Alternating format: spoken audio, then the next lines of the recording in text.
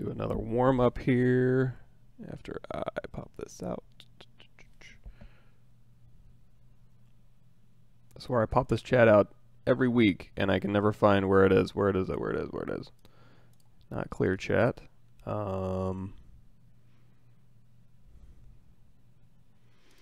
Good morning. Thanks for showing up. Where did my pop out option go? Oh my goodness. Already one of those mornings. Clear, slow, followers, mod, hide, timestamps, edit appearance. No more chat pop out. Okay, you know what? It is. My allergies are much better today. Hopefully I won't have to dive out of sight. But just in case, got some water and I have my throat lozenges.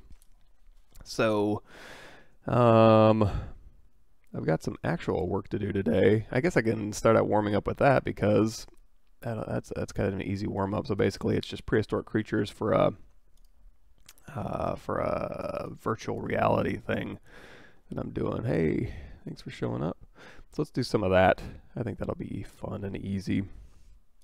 So first of all, I'm gonna check out. I'm gonna hit the comma key, and that's gonna bring out my lightbox. You might have a lightbox button up here, but I don't anymore because I got rid of it. And if I go over here to tool, is there, man? Oh, these are all projects. Dang it. Ugh. Okay. The reason I say that is I don't really like opening up projects because I just like loading things up. I don't like having to commit to opening a project here. So what I'm looking for is probably cat, anteater, elephant, rhino, it looks like. So if I go here, are there any, there's scorpion, there's a quadruped, elephant type creature, a gazelle, and any one of these I can turn into kind of what I'm looking for here. So I think that could work. So I could maybe try one of these here, and this is kind of a cat-ish. So if I load this one up, so we can start with the cat. So I can kind of work with this. So I'm going to turn off perspective, turn off the floor, and right off the bat, we got the split tail here. So I'm going to hold down Alt we got edit. We got draw move, and we have X symmetry turned on. So if I hold down Alt, I can go through here and just kind of get rid of this chain. Now, in order to make a one-tailed chain, actually, let me verify because I could use that for my anteater guy too. So maybe we'll start there. Let me go up one. Fiber meshes. Oh, now we have a dog in the tools as well, but we'll stick with this one. Good morning. Thanks for showing up. And if we go here to Q, I can start drawing, and then I can just draw out from one area right out the middle of the butt. Now, on the anteater, it kind of goes off the crest of the back and then back, so I could start here and then just, you know, make your draw size small so you only affect one of these things, and then you can hit Q and then just drop in bones along here, and now you can use this. Now, why would I use this method as opposed to like Dynamesh or something and using separate body parts? Well, I don't really have a good answer for that, other than it's nice to have this kind of control to move things around and kind of test things first before you get off and running. And you can also, if you grab the pieces in between these joints, you can go through and move the entire hierarchy, which is kind of nice to move things around in that way. And for me, Dynamesh can get a little bit messy. But let's see. So these ears here, they do have ears, but things like ears, I sometimes choose to I usually choose to ignore it. Like if I'm gonna, you can do fancy things. Let me see. So if I hold down Alt, I go through here. If I pull this inwards, you can see how I can get a hole here. Now if I hit A, you're gonna get Dynamesh. So if I go over here to my Adapt to Skin properties with my Z-sphere selected, and then change that Dynamesh resolution down to 0, then density down to 1, and then turn on my polyframe, you're going to see I'm getting like edge rings here. Not so important, because at the end of the day, I'm just going to be subdividing this thing. So smoother, more, what's the word I'm looking for? More evenly distributed geometry is more important than like being fancy with my Z-spheres in this particular case. So I would probably just undo that. So I'm going to go A and then Control Z. Now I could leave these out here for like a little pair of ears, or I could sculpt them out. So I don't try not to get too caught up. Now these things here, I'd have to go through here and scale these things all around. So I'm just going to make my life a little bit easier and just get rid of these. And then I can just pull this out and scale this down. And then again, drop more in here and kind of drop these in there. And then if I need to, I can just quickly scale. And I'm just hopping between ER, rotate, scale, like this. And for the rotate, I don't really rotate much. I guess maybe I might, but also I can get the same thing if I just move, you know. So anyway, we've got our basic shape here. Now, in order to get this thing even closer, and even these toes, are these really necessary? Because these are going to be covered by hair. Maybe they are. So I'm going to go over here to Texture, Import, and let's go to Streaming here. Oh, you know what? You know, I could probably fix that. Let me see. Properties. Configure video.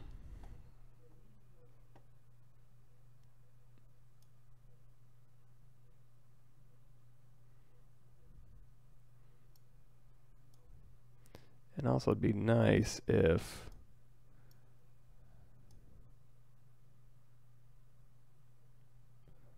oops. Let me see, is this not going to grab that one? I guess not.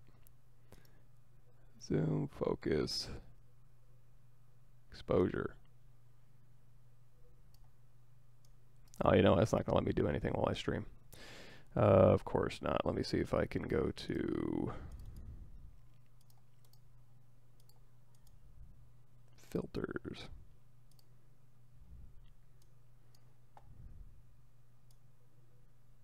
There we go. Better. Okay. Let's go to prehistoric creatures here.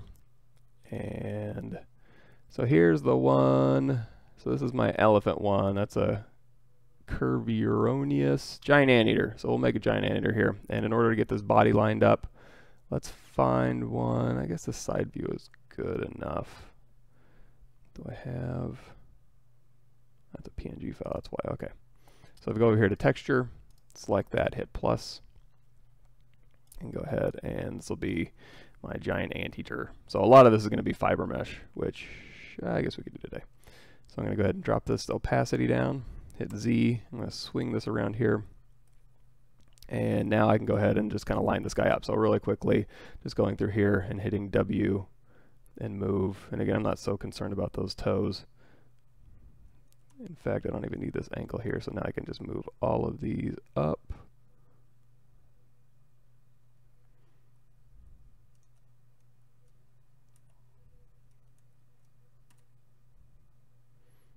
And then the head here. Now this whole head needs to shrink down, so if I hit E and then just go shrink this along one of these bones here, that'll automatically just, and again, it's not the joints, if you shrink the joints themselves, oh, you know what? Yeah, shrink the joints themselves, that'll just shrink the joint, but if you shrink the bone, that'll shrink the parent and the children here. So we can go through here and quickly just knock this around a bit.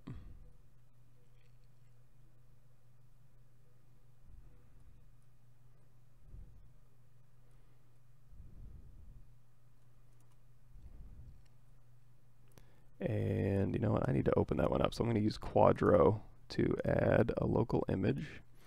If you haven't used it yet, Quadro is a pretty good reference viewer. So now I have this reference image here, so I can kind of zoom in and kind of crop it like so. And I'll just put this right here above my screen. I got plenty of real estate now, so that's nice. Let's put this above my screen here.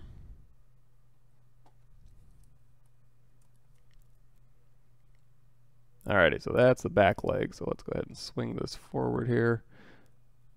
And this will be my front leg. And these, they have like really, really pointed toes here. So if we go, let's go ahead and save this view that we have here. I'm going to do that through the document menu, Zaplink properties, and we'll just hit custom one. And then I'll do Shift Z. And now that'll be that. And all these toes and stuff, I don't really need those. So hold down Alt with draw mode, which is Q enabled. And we can just go ahead and get rid of all of these things. And this tail, we can do a little bit better than that. Hold down Alt, get rid of that one. There we go. And hit Z again, hit custom 1, and now Z one more time, hit W, and we'll just put this right along the top here. And then hold down Alt, and we'll get rid of that last one. Now again, I'm not, when I go to hit adaptive skin, I'm not overly concerned about, looks like his shoulders up here too. Man, these are some weird old creatures. I wonder if I can see an anteater skeleton, if I should look that up or not. Let's see if we can rearrange this, because his neck is not really like that. Let me hold down Alt here. It's more like that, and then his whole chest would be up in this area. Whew. Like I said, weird creature. There we go. Something like this, and then his shoulder, and then this thing, and then this thing, and his back leg. Let's call that good enough. So now let's do musculature here. Oh wait, his ear. So his ear wouldn't go there, his ear would go somewhere in here. Now at this point, am I going to go through here and like I can hit Q and then Q again and just draw an ear on there? Does that really help me a lot? Probably not, so I'll just skip that for now. So we've got this here. Alrighty, I think we're ready to go. So if I hit A, this is going to give me my adaptive skin. And again, I'm not overly concerned about this topology here. I can use it. It's not terribly distributed. If I go over here to density of 2, that'll go ahead and give me an automatic subdivision. So when I go here to make it, and also remember, Dynamesh resolution is down to 0. If you leave it up here, which is the default, and then you hit A and then A again, it'll give you Dynamesh. In this particular case, not too bad because his limbs are fairly separated, so it wouldn't be terrible. If you ever get into a situation where you're doing like frogs or something and you have like this kind of geometry and you hit A and you go into Dynamesh, it's going to start obviously clumping these things together. In that case, what I would do is do a Dynamesh resolution of 0, and then when you preview this, you can start sculpting, and then you can ZBrush, and it'll keep the bend, any sort of creasing you do in here, and then you build up that way as opposed to, you know, using ZBrush, which can kind of close these things up. But let's go ahead and back out of that here. Hey Blands, thanks for showing up. Okay, so we got our adaptive skin here, and you know, now that I mention it, let's just go ahead and it looks, well, we'll do Dynamesh resolution of 0. So we'll start here. Let's say you had a frog leg or something that you wanted to keep kosher. So we're going to go ahead and do this polyframe here, and we'll go ahead and go to adaptive skin, make adaptive skin, subtool, and this is where we're going to start, which is our skin Z-sphere. So we have our Z-spheres here, and now we have a skin Z-sphere. If you want to, you can go ahead and just append that to your Z-spheres. These Z-spheres I don't really need anymore, but now that we've done that, let's see what other creatures I need to make. Let's see, texture, because I might be able to, I can probably repurpose this thing pretty quickly.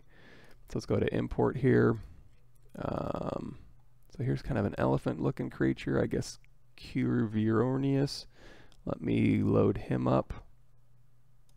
Texture, add that to my spotlight here, and I think we do have an elephant under our projects here. So if we go to Z-spheres, there was this thing here we could maybe use. Okay, we could use that. Okay, so what we're going to do is take this skin Z-sphere, and we'll go ahead and save that in our giant anteater.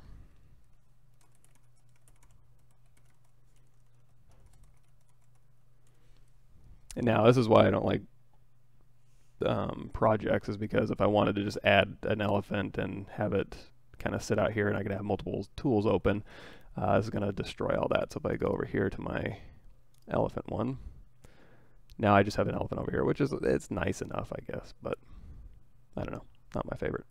So now if I hit Z, I can go over here again, perspectives turns off, we'll turn off the floor, and now really quickly we can just move this thing around. So let's go ahead and scale them up so we don't have very much work to do. And we can go through here and hit Alt. We can do the tail last. We don't need to worry about a tail. And in fact, we can add the tail later. We don't even have to do that in Z-spheres if it bugs you. And this thing, we can go ahead and we'll just take this one and shoot it out here, and we'll scale it down. And like I said, we can move the parent and the children. And then you can just move the joint here. And just like with animation, you probably want to start from the middle of the animal and then work your way out. Too many joints here. They're kind of buried in here too.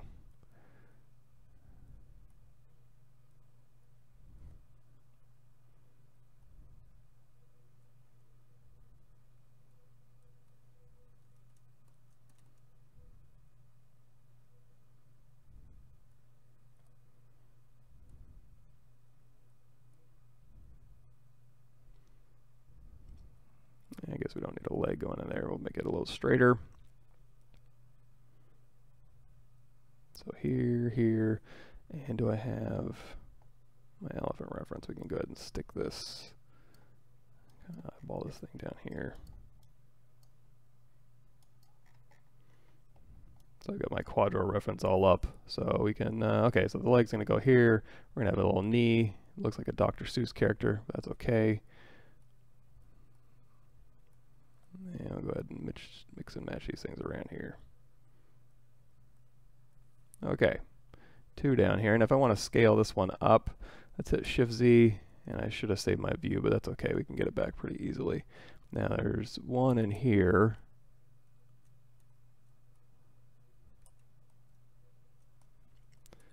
That I really want to get out of there.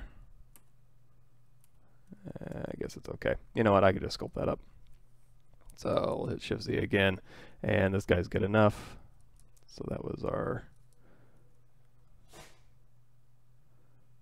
Move this one back. Let me see, Q. There we go.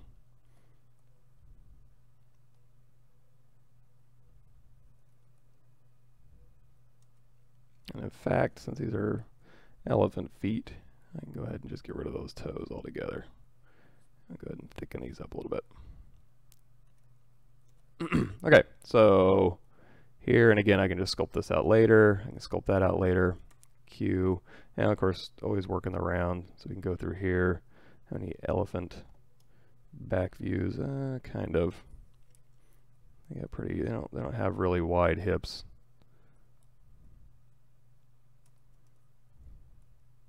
Something like that.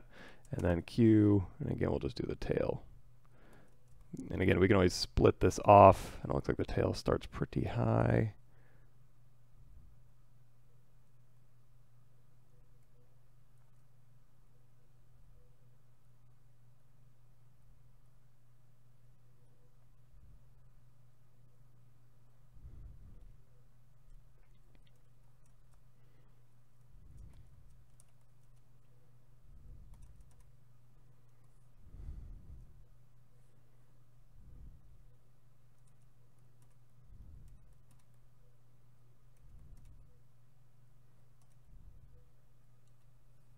Good enough. So we'll go ahead and call this. And the tusks we can do. I guess with the tusks we could do now. Again, any of this stuff you can add whenever you'd like. And I can always split it off, which is what I'm probably going to do with these tusks immediately. But while we're thinking about it, let's go ahead and add them. I'm setting Q and drawing, and then I go through here, and then I can scale these things down. There we go. All right, and anything like this should be resolved when I hit Adaptive Skin. It should be fine. And again, this thing here is going to be a problem. I can raise the resolution, but I'm just going to go down here to Adaptive Skin, say Dynamesh resolution of 0, density of, let's say 2. And now that'll stay separated out. So if I do want to go through here and isolate these tusks out, I can do that, and they won't be stuck together because it's Dynamesh. So let's go ahead and save this one as our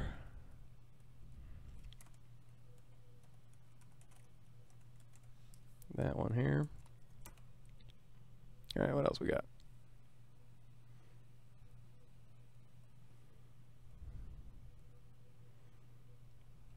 Okay, this one will be mostly shell, which is a-okay.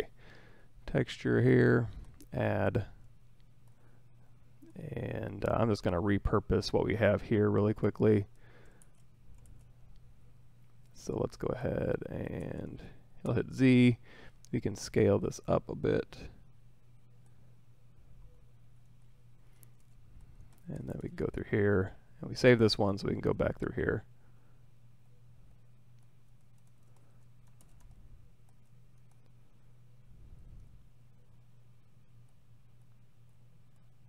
To our basic quadruped.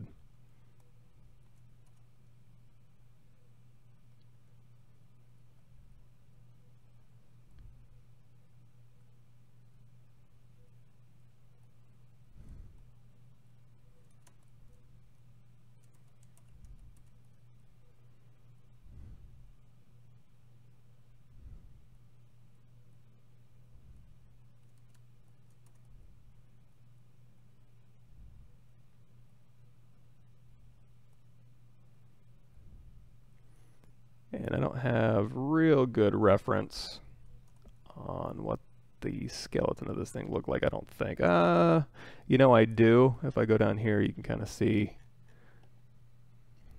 like this. So it looks like his arm goes down and then down. So back and down in here. I don't know how useful that's going to be. Like I said, he's going to be mostly shell. So I want to make them semi-accurate in case they do want to do the bones, but that might have to be something I do later once I get this shape figured out. Now if I want to round this out a little bit more, I can hit Q and then draw on another one, but probably this whole thing will be a separate piece here. But while we're here, we can go ahead and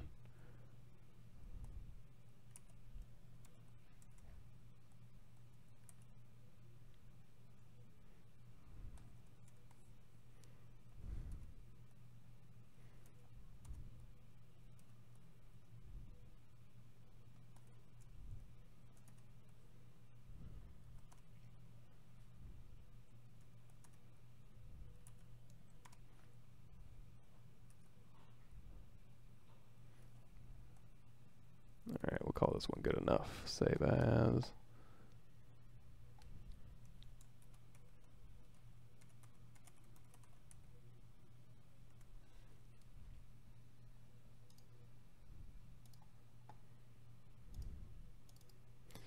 And Saber-Tooth Tiger. This one looks nice and friendly here. So let's see. And I think we have a cat we can pull from. Is there, this one's, like again, we kind of started semi-cat-like here. This one's a little bit more like a monkey. Guess we can start with this one.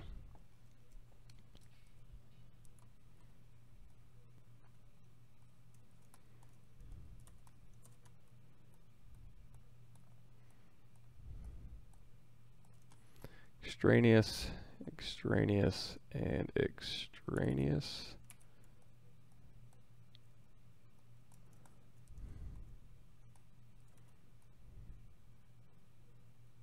Let's turn off polyframe here.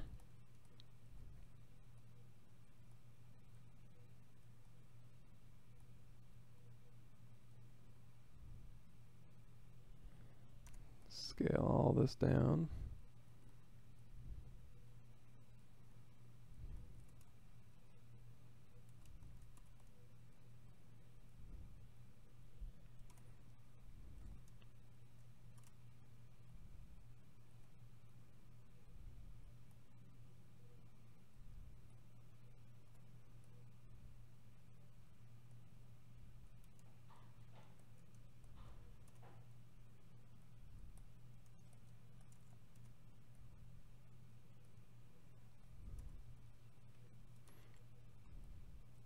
And you could start with the dog Z tool if you wanted to, and just start with those polygons here. But we'll just do this. And then go ahead and get rid of these toes, and I think he's got some extra ones here. No. Okay, so we've got this basic shape. You know, pretty fast, pretty easy. I'm going to scale this up here. Pretty thick neck, thick face, and then the back feet here, front feet here.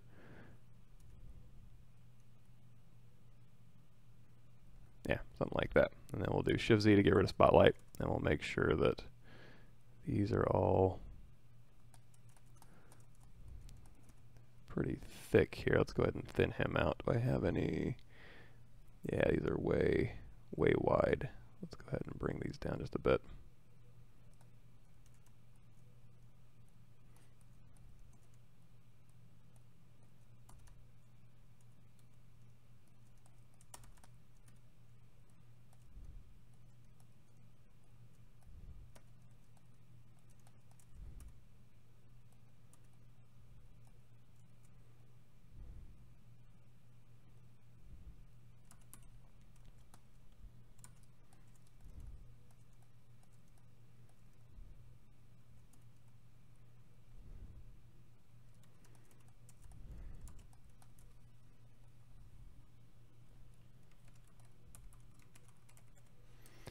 Alrighty, now that I've got those, yeah, exactly. I used to be I swam on a team called the Aquadillos because these, I don't think these things swim, and of course we don't have giant anteaters anymore, or giant what are these armadillos anymore.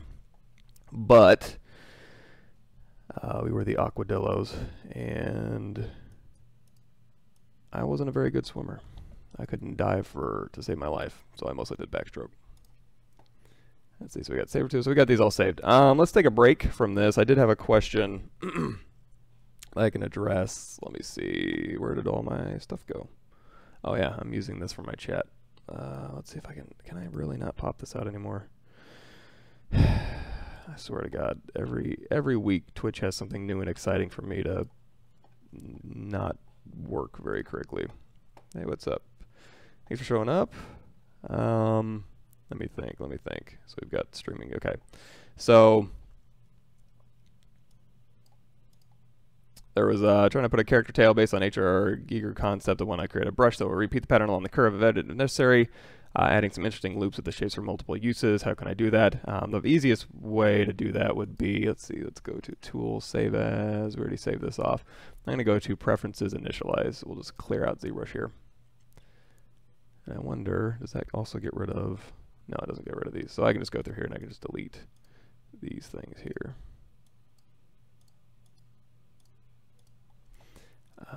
Okay, so the easiest one, and this gives you maybe not a ton of control here, but if we go over to Project, and we go to Array Meshes, and we'll just grab this array track. Actually, you don't have these. Okay, so this is an array track. So if we go over here to my subtool here, let's go into solo mode. We can just use this one, or you know what? Let's go ahead and just delete this one. And if we want to change the shape or use a preset, we can go down here to Array Mesh and go to our Lightbox Array Mesh presets, and we can just do like, oh, okay, this one's kind of like a tail, so I'm going to grab this one here. Now if we look at the settings for this one, let's go and turn perspective off here, and we'll also go to Matte Cap Gray, and we'll turn off Poly Paint. So we have a bunch of Z-Modeler stuff in here, and we have QGrid turned on. So if I go down here to my geometry settings, and we go to dynamic subdivision, we have dynamic on, we have QGrid, we have smooth subdivision off, so I can change my coverage on the fly on this QGrid to kind of get different beveled look, and I can go in here with my Z-Modeler brush, and we can just kind of paint through here, and then QMesh out. Let me go ahead and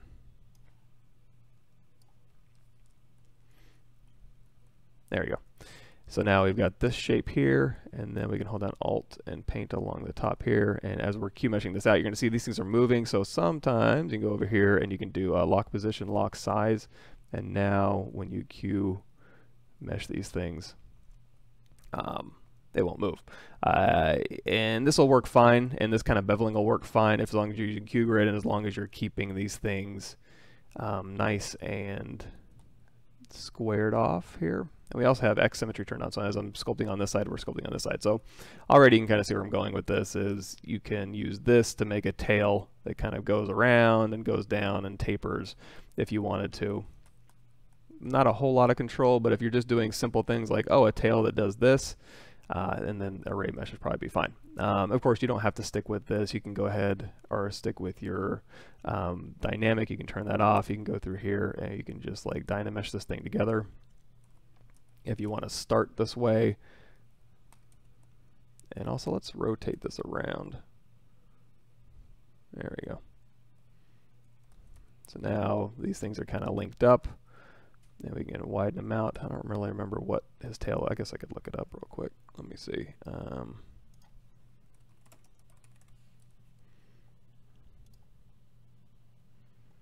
if I click this here, kind of just looks like vertebrae. If I had to guess, just this kind of. So, go through here. And you can sculpt this out, or you can go in here. You can even use your primitive library to go through here and kind of add these things and mess around with these things separately from the other pieces here. Let's go ahead and turn off X symmetry. And then we can dynamesh these things together. So obviously that would be one way you could do it pretty quickly. Now if you wanted to have a little bit more control, or if you wanted to put it on an object or something, I might consider going over here to array mesh. And let's keep our floor turned on. I want to be Z forward, Y up, so I'm going to rotate this thing around like so. And the reason I want to be Z forward, Y up is ZBrush's defaults are usually set to work within those parameters a little bit better. So I'm going to go ahead and widen this out here. I'm just going to do a quick, let's turn off the floor, I'll do a quick mirror and weld across the x-axis. And now we can turn X symmetry back on. And of course you can Z modeler this or sculpt it or whatever you want to do. And we can raise the resolution just a tiny bit here. X here. And now we can go through here. Let's see, preferences, edit, align cursor to surface here. There we go.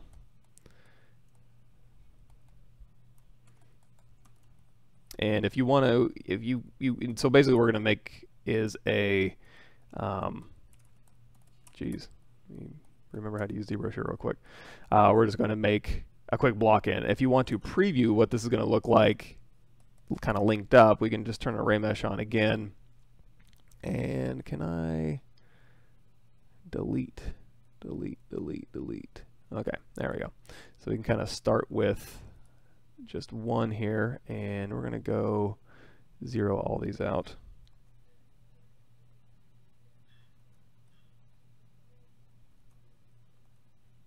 Then you wouldn't have to do this if you started with a fresh one here.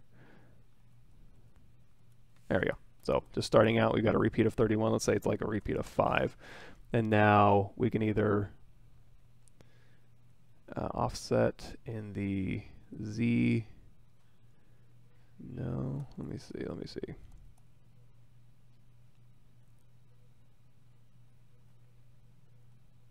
There we go. So offset in the Z. So if I'm sculpting on this one and I want to see what it looks like kind of as a tail, before I commit to repeating a brush like this, I can just do this, and then I can change the repeats like so. And if I want it to taper a little bit, then go to scale here, and we can change these down. Now if I want to save a little bit of time, I think what I can do is with that selected, let's go, we have transpose turned on, so if I hit W and then turn that off so I have the transpose line.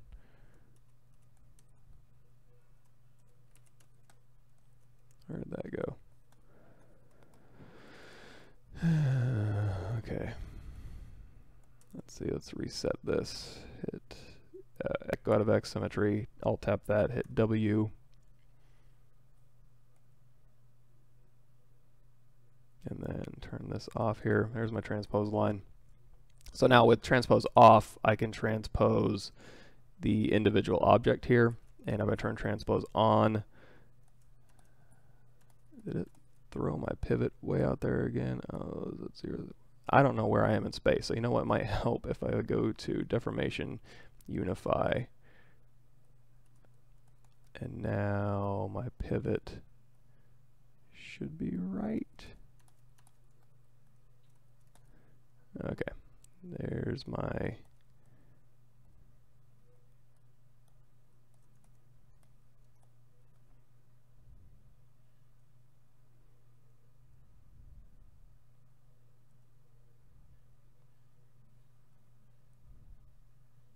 give me the pivot.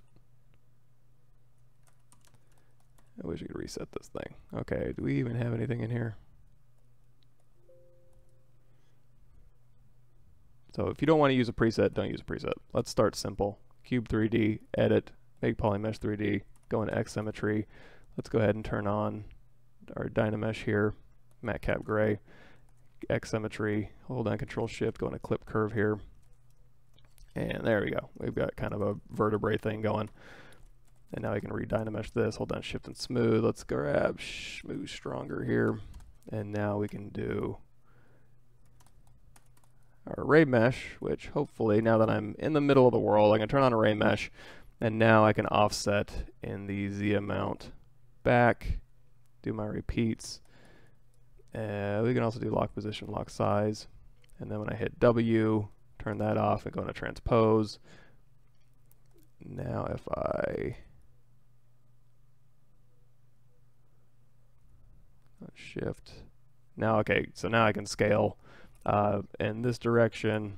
So let's see if I scale, well, if I move, scale.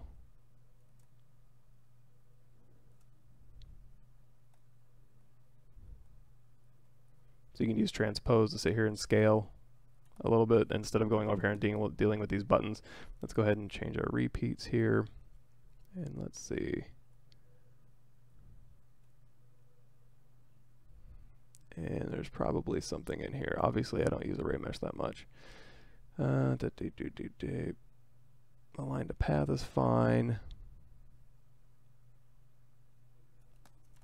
I don't know. Feel free to play with that. But if you want to taper, you can maybe do a scale. And now when you're going in here and sculpting on this, if you turn any polyframe, you'll see the active mesh here. So now you can go through here and yeah, just something like this. So we can take this one here and kind of move this up. And then go in here with our clay buildup, or clay tubes in this case, and kind of knock this up and knock these out. So as we're updating this, we can kind of see how they're interlocking. And then when you're ready to make this into a brush, just turn off array mesh. And then, and while we're here, we can just go ahead and like clip this back maybe. Okay, so now we've got a brush here. And if we hit B, we can go to create insert mesh, or you can go up here to brush. And you can do create insert mesh. So either way, we'll do brush, B, create insert mesh. We'll make a new one here. And now we just have an insert mesh brush. Let's go ahead and turn off X symmetry. So I'm just going to use this to kind of do as an example. So I can go over here to my curve menu, or my stroke, I should say. And we'll go up here to curve, and we'll turn on curve mode.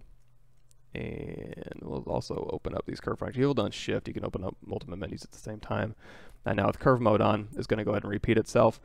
Because it's just one object with one mesh, it's not going to act as a triplanar brush. In fact, if you want to make that official, just go down here to your brush modifiers, turn off triparts, and this thing will just behave as just a curve brush. This thing is already pretty high polygon because this original mesh here was 20,000 polygons. If you don't need that many, just really quickly go in here to Z plugin, decimation master, pre-process current, and then we'll just drop this down, and let's go ahead and dock this over here. If we take this down to like maybe 1K polys at decimate current, I mean, that's still plenty. If you turn off polyframe, you know, it gets our shape and we're fine. So, or if you don't like that, just, you don't have to pre-process again, just hit like 4, enter, or up-res it for you, but honestly I think like maybe 0.75 is probably fine. Just make current. So now what I can do is we got a high-res hit one here. Let's just add to that. We're going to hit B, create insert mesh. We'll go ahead and append that. Okay, oops. Oof. Oh yeah, I forgot to reset where my Wacom goes. So we've got this one here, we got this one here. So now this is our cheaper one. And if we drag this one out, it's still going to inherit the curve brush properties. What it's not going to inherit is pretty much anything else. So if you change any of these properties here or anything in your brush modifiers, you're going to have to set those up as you click on them, which is nice. You don't want every brush to inherit all of the same properties in the same brush a lot of times. So yeah, again, we'll have to turn off tripart. Weld points and stretch we don't have to do. We can change the max bend angle. So if you crank this up to 90, you can really twist this thing around, but of course the alien tail is probably never going to physically be able to do that. So if you change it, this max bend angle down to like 0, you're going to see it's going to behave you know, it's going to kind of automatically repulse or retract other pieces of it. So that'll kind of keep you in line. Of course, you don't need to do that if you can just eyeball it.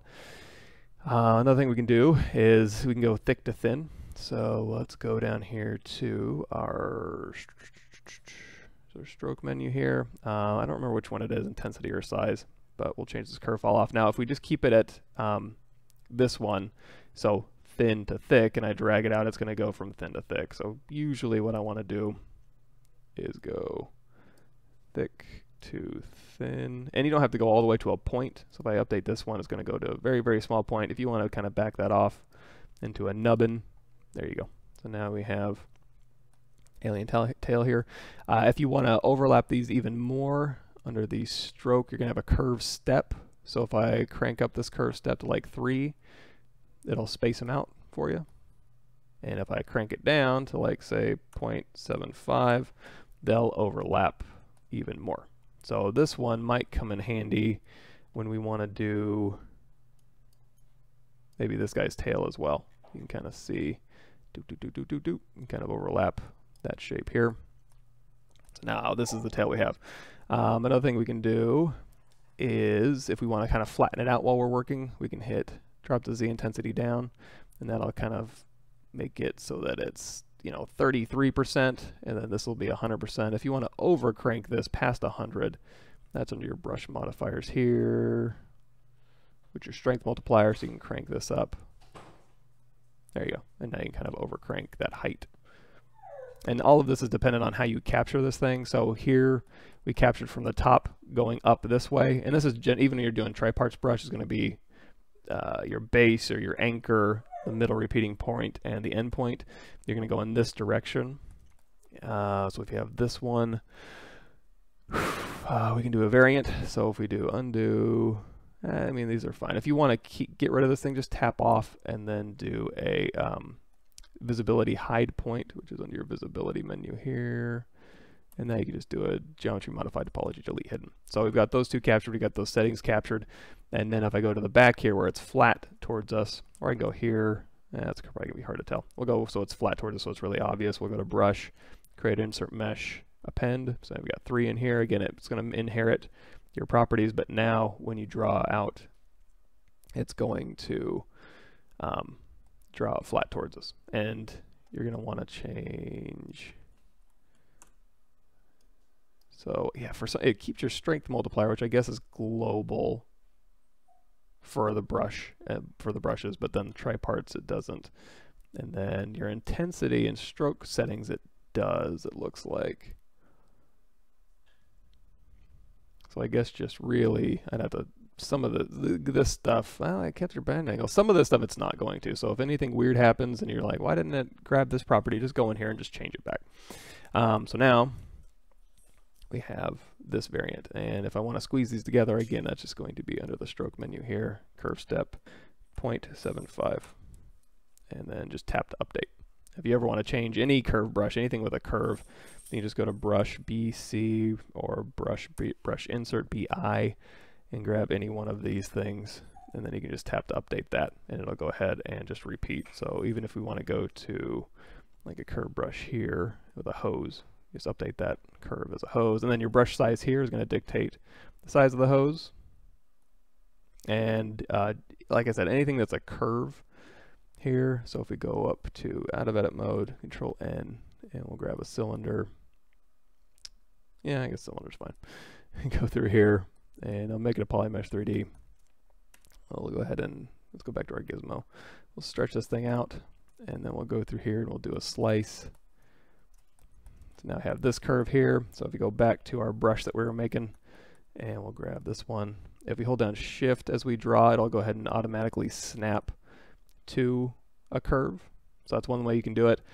So again, that's just dragging out and holding down Shift and snapping to where that open curve is. I think also if you hold down Control Shift and isolate this and then snap, it'll also snap to an open curve. Let's go ahead and delete hidden and see. Yeah, it'll snap to open curves or polygroup curves. Either one, or you can manually go in here to stroke frame mesh. We'll just do a frame mesh polygroups here, and then you can just tap that curve here. Of course, if you wanted these things to meet up, you would want to get rid of the intensity size function. Oops. And we'll just use our mouse. There we go. And that'll kind of match that up. And then we'll go ahead. Instead of doing a hide, well, you can do a hide point, and then you can do a split hidden. And that'll split it off into its own subtool. You could also have done, if we go into solo mode here, and we go here to brush, and we just hold down shift. You can also do a quick, under your subtool split menu, there will be a split mask points. And if you have X symmetry turned on, it'll do some weird stuff. And if you wanted to weld two things together, for instance, let me grab something that I know is going to be a better example here. Where is my... Here. So if I hold down shift and then push this one around, see how it doesn't quite meet up. There's no way that I know of the weld 2 points or anything that's just a repeating cylinder here. Simply, you can with array mesh, you can have polygroups that meet up and automatically weld, but on curved brushes, what I would usually do is do like a split mask points here. And then I would just go into my hold down control shift, select lasso. Let's select these overlapping pieces here, delete hidden, and then we can just bridge two holes here to here. And then just to kind of get this one, I'm going to do mask, edge loop complete, and then W. There we go. Control W, D, dynamic. And now we've got a little cylinder that goes around my object. Anyway, that was one of them here. Question from Yara. Mike, can you send me the link where you made the hex pattern from last week? Oh man, that was a debacle. Yeah, that would be, here's my playlist here. So this is my ZBrush playlist. If you want to go to my channel, was it this? Yeah, it was ZBrush's playlist, because I was working on my channel, I'm working on, oh yeah, doing my 4R8. So if you go to my playlist here, so the first one is my Pixelogic one, the second link is my Pavlovich YouTube channel. If you go to my, let's see, playlist here, we got the key shot to ZBrush bridge, quick start that you can do 17 videos, about a little over 2 hours. Live stream full episodes. We're going through, and I need to change this. So we're going through the making of this this weapon here. So we're kind of stepping through that, and that's from, I got it right here, NCG magazine. This one, issue number 32. I've got an article in there. It's in Chinese, so we're going through it, doing a video companion to that piece in English on my channel. So once it's all done, I'll go ahead and edit it down and throw it up on Gumroad or YouTube or whatever. This damn filter, I swear.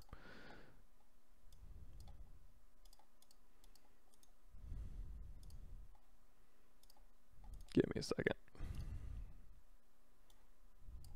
Like it's fine, and then it's not fine.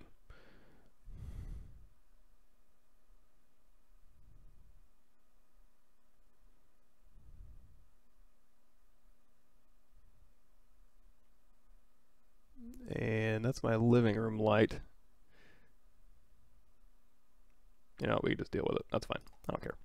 Okay, so we've got all this, and we've got this here. So let's keep moving forward with our one of these creatures here. So if I go in here, again, we'll just do a preferences initialize. And actually, you know what? While I'm thinking about it, let's go ahead and go into our Wacom tablet properties here, mapping, portion, and you can see I got I've got two 34-inch monitors. So I've got all my reference kind of laid out with Quadro. I've got my OBS here, and then here, boy, it's kind of hard to see. Let's tap this over just a little bit. Okay. So now I can go at least all the way to the side here. That's fine. Load tool, and I guess we'll start with Saber-Tooth. Go ahead and load this thing up. Matte cap. So let's start sculpting this thing. Let me drop this down here.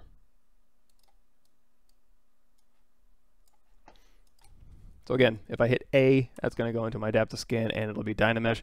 If I don't have anything that's really, really close together, this will be fine. And again, I can always split this thing out and make a tail as well if I want to append a tail. So we just went through like making a curve for a tail. I can do that here. So if we go to Subtool, Append, and we need to give it a plane to kind of sit on here. So with this plane here, I can quickly go through here and hold down Shift and just rotate this 90 degrees.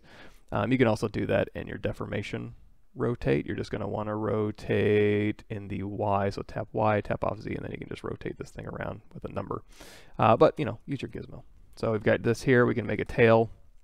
If I want to actually control with a slice curve, I suppose what we could do is just go through here. Oops. Did I not grab slice curve? There you go. And then we can just like put a slice in here where we want the curve and then drop a curve in there. Of course, what we're going to need to do is grab our Saber-Tooth again. We'll shrink this down just a bit. And of course, you can change the opacity here so we can dial this up or down as needed. So this Saber-Tooth just has a little stumpy tail. So, you know what? Really not a big deal. But since I've already got the plane in here, let's pretend like we had a really long, intricate tail that did something like this. You know, so we want the tail to follow that. So we can just go back to my brush curve, and you could do oops. If you ever do this where you like sample a dark color from your environment here, that's just hitting C to sample. Just grab that white color again, and we have poly paint turned off. So we can make the curve follow that. So B, C, brush, curve. You can use curve multi-tube. Let's just use curve tube. And again, we can hold down Shift as we drag, and it'll go ahead and snap our curve to that. And you can taper it just like we talked about. You can just use smooth as well. There's also some modifiers in here we can change, I think. So if we go to curve, brush. So here's our brush modifier. We've got 20. So if we go into solo mode here, you're going to see we've got 20 spans around here. If you want to just make that not quite so heavy, drop that down to like 8.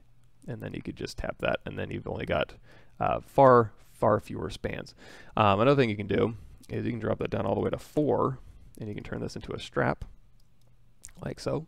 And then if you want to make it thinner, of course, you can just see intensity, drop that down, and then you got a thin strap. In fact, I believe if we hit brush, curve, strap, I think all it is this brush with the brush modifier of 4, if I'm not mistaken. So if we want to take the brush strap brush and update this thing, and then we want to go, you know what, I want to make it curvy or circular, just bump that up to 8, and now it'll brush out, and also the intensity set at 25, so I'll set that to 100, and now we're back to just a regular old brush curve. So that's how your curve strap snap is working. So if you have this, we have this little curve line in here. You can manually go in here to your stroke menu and delete that, or I just tap away from the curve. If you go anywhere near the curve, it's going to turn blue, and then it's going to want to like pull this thing around. Just go away from that, tap off, and then just do a split mask points maybe. Split this thing off, and then you can just delete this plane. So that's one way you could drop in a curve. Or, you know, if you have the plane on here, you can just draw your curve on it and then make your depth so it goes right down the middle. Just figured I'd show you a couple different ways. So select lasso here, hold down Alt. So we want our tail to be this long. There we go. And then go into solo mode here. We'll go ahead and delete hidden. And now when we go in here to close holes, we could do close, convex hole, spline is fine, interactive elevation. So as we pull this out, we can kind of round this off if we want to. Same thing for the bottom. And like I said, we could have tapered this thing so that it automatically went, you know, thick to thin. But if we turn on X symmetry here, let's go ahead and mirror and weld, make sure we're across X symmetry here. And then we can just hold down Shift and kind of smooth this to a taper as well. And then make minor adjustments like so. There we go, we got a tail.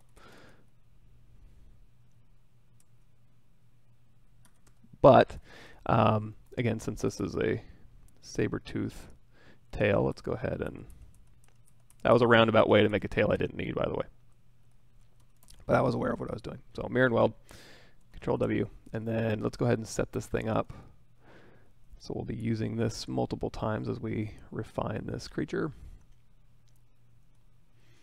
So it's just going to do a little flip. So in this case, what I could do, I could just reuse this. I'm going to do a quick mirror in the y-axis. This is under your deformation menu.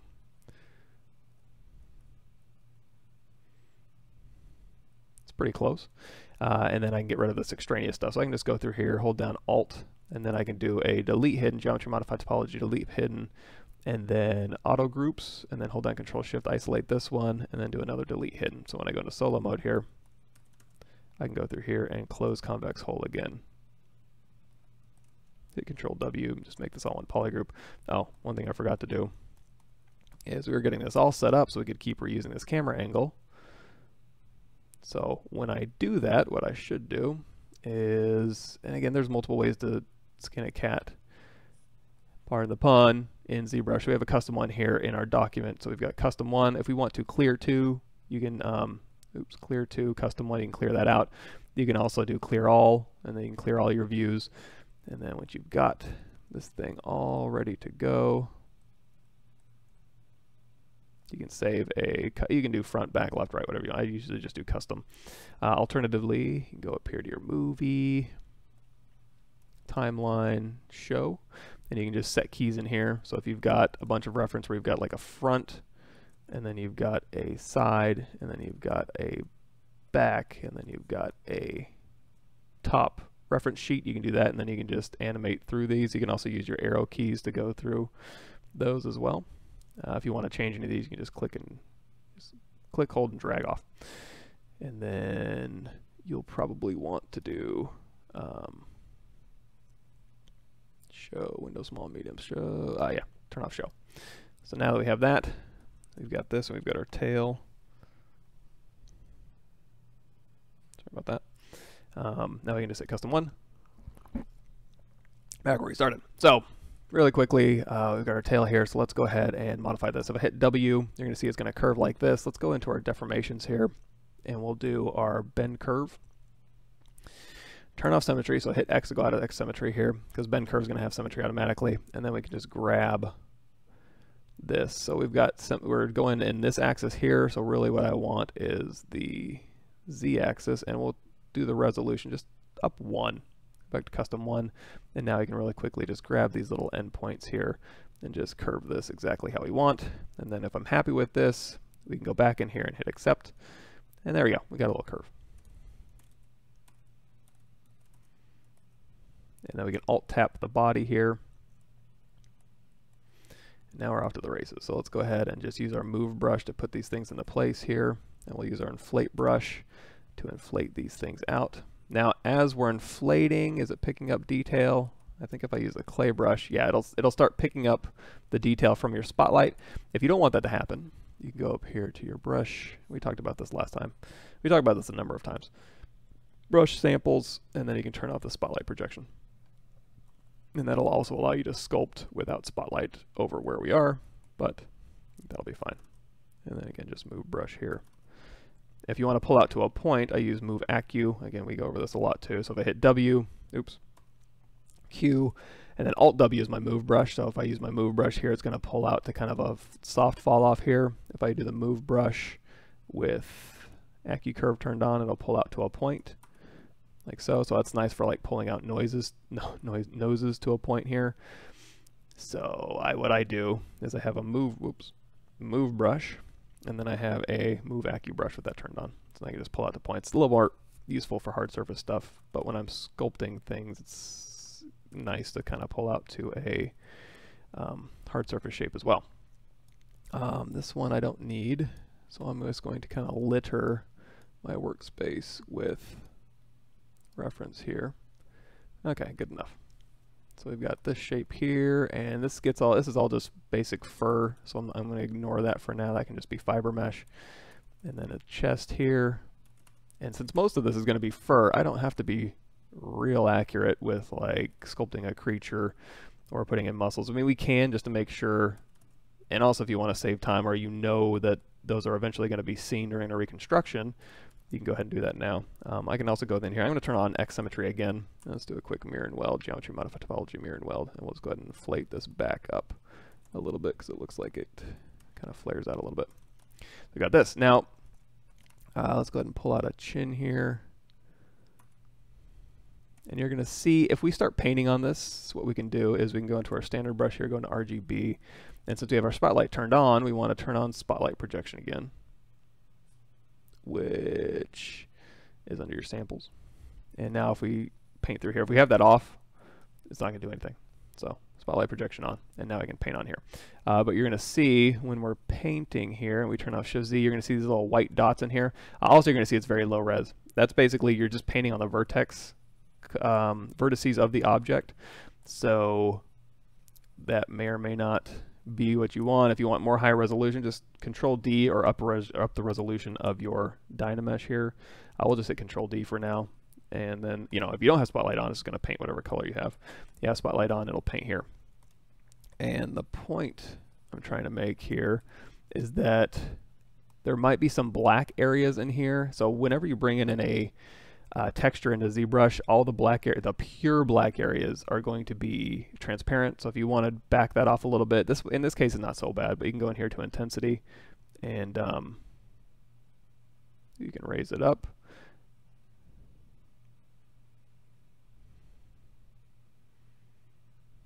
So you can kind of play around with your intensity so you're not getting, so see how the black on his legs, if I raise that intensity up, and then I go and start trying to paint, all those black areas are going to be basically no color because it's alpha. That's where you just go in here and change the intensity. If you ever do anything in Spotlight you don't like, just go back down here to the restore and just restore it back to normal. And then go in here with your intensity. Whoops. So here it is poking holes, and then here it is leaving my mesh alone. So let's go ahead and reset this thing. So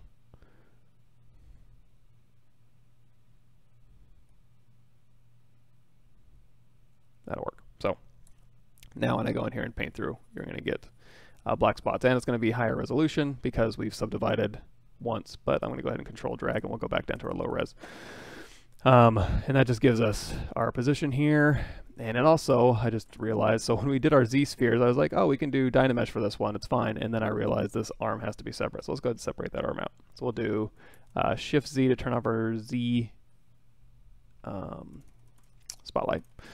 Not our Z spotlight, just our spotlight. And we're going to go ahead and separate this arm out. So I'm going to go through here and mask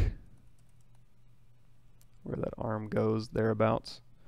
And in fact, we can probably just, yeah, all the way up to the shoulder and around. We can always fudge that later. And then I'm going to go to the front here, hold down Control, mask lasso, and we can just lasso through here, both sides, just the arm. If we want to sharpen this up, hold down Control, go into mask pin, hold down Control Alt, and just tap. There we go.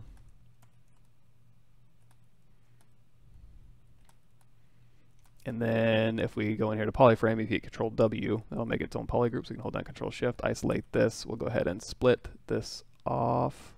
Oh, you know what? We're doing all this work and we're using our Z-sphere. That's okay. All we got to do is go down here to adapt to skin.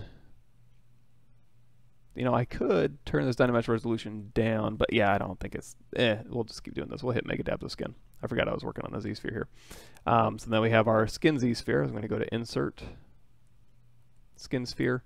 So this is our Saber-Tooth Tiger. If we hit A, we can discard our changes here.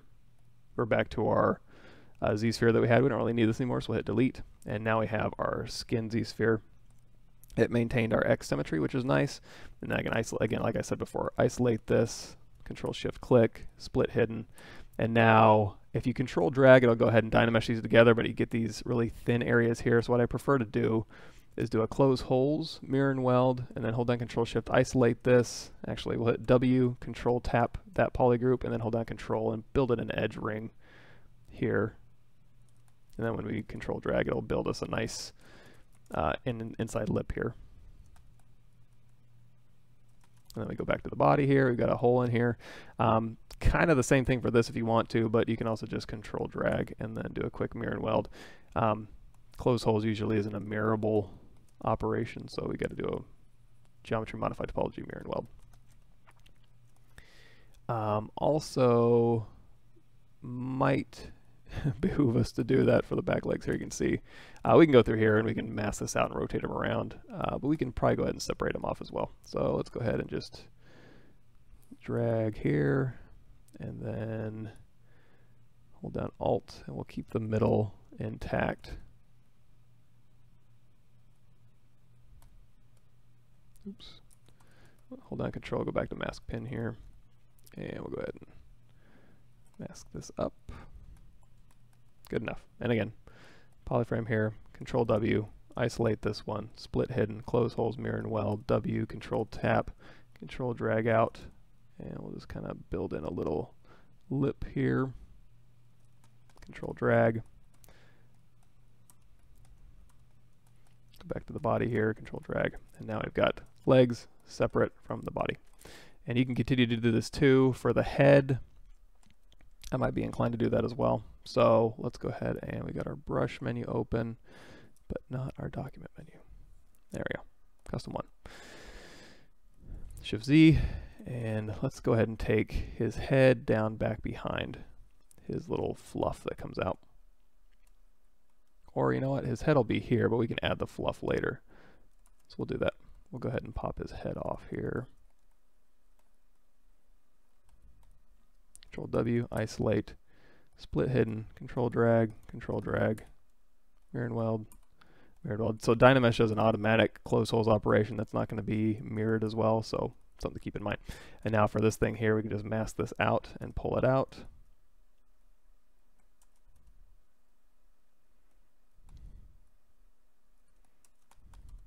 That'll be an okay start. For the ear here, we're working super low resolution, which is fine for now while we're just blocking this in. And now we can even keep that separate too. So if we go in here to just grab a sphere and then drop the ear in, I want to make sure it's lined up. So custom one, Shift Z, and we'll just line this ear up. We'll go ahead and smash it down a little bit in that direction. Let's also go ahead and center that. And if you want to, we can do a split mask points, Control drag. I got a super low res ear that we can start pulling around. Let's go ahead and delete. Okay. Okay, so we've got this all set up. So let's make sure that everything is about where we want it to go. So I'm going to turn off polyframe here. I'm going to go into my clay brush mode. I'm going to turn up my clay brush intensity, and we're also going to add in an alpha. So this is where I can kind of get a more controlled clay brush as opposed to going to maybe a clay tubes and a clay buildup, which is a little bit more harsh than I'm looking for. So this is just a way for me to kind of beef up my clay brush without going overkill. And then this thing here is where our arm's going to attach. And then we can go back here, we can kind of pop out the little elbow here, like so. And then this is all going to connect in here. And this is just going to be really boring sculpting and observational things like this. I don't have a whole lot of animal anatomy tricks for you, unfortunately. I will say we can turn off blur, but we do have project turned off. While we're working super low res, and by low res I mean like this many squares, I don't mind having project turned back on. It's when we start getting in higher resolutions of Dynamesh where that starts taking a long time that I get a little bit antsy. It takes a little bit too long for me, but that's fine in this case. So again, we'll go back in here and we'll go ahead and say, okay, so this is our arm, and we can go ahead and spread out these. Oh, let's go back to Z add, and we'll crank up the Z intensity on our standard brush. So lazy mouse is on by default with the standard brush, so it kind of smooths your stroke out a little bit. I tend to go in here, I guess it's under stroke, lazy mouse, lazy radius. If you crank that up, that'll give you a long lazy radius, and then you tap L, and that'll just toggle that on and off. Whoops. Don't tap L too many times. Oh, I guess it just went into our autosave.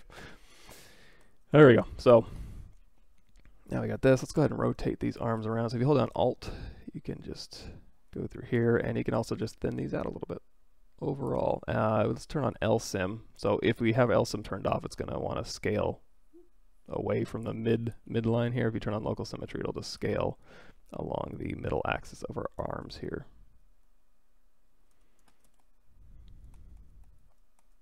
And he does seem awfully fluffy, which is okay.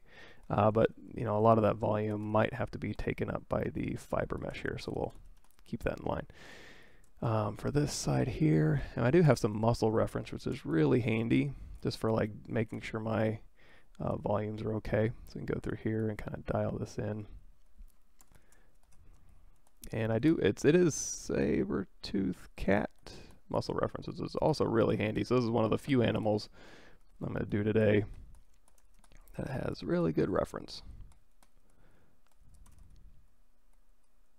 And again, we'll just tap L to toggle that off. Hold down Shift. I tend to use smooth stronger, and then if it smooths too strong, hold down Shift and then drop that Z intensity down while I work. This gives me a little bit more range.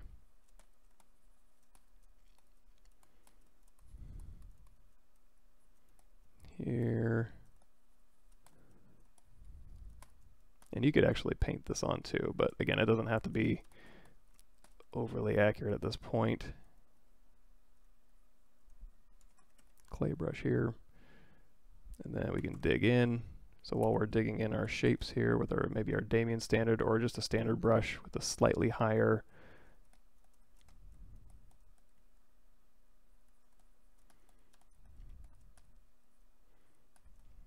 and it's really about getting your landmarks. And we can also go in here and inflate this back together if we want to, and use our boot brush. So you basically get your landmarks in there and then make adjustments here. And let's go ahead and fan these fingers out. I feel like I've already done this. I swear I've already done like a cat. I should probably go find that. If I want to, I can fan this entire thing out here. If I hold down Control, go into Mask Lasso, like through here.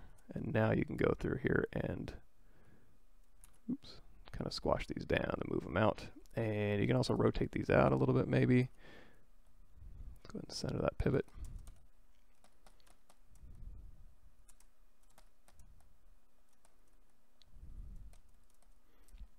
I go with our standard brush here, and we'll grab these knuckles and then clay brush.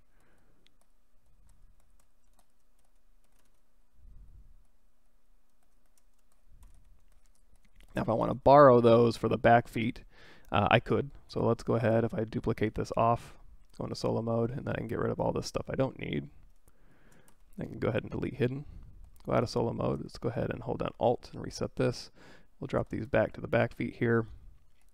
And you know, if the back feet are different, maybe they're slightly thinner or more squashy, you can dial that in as needed, like so.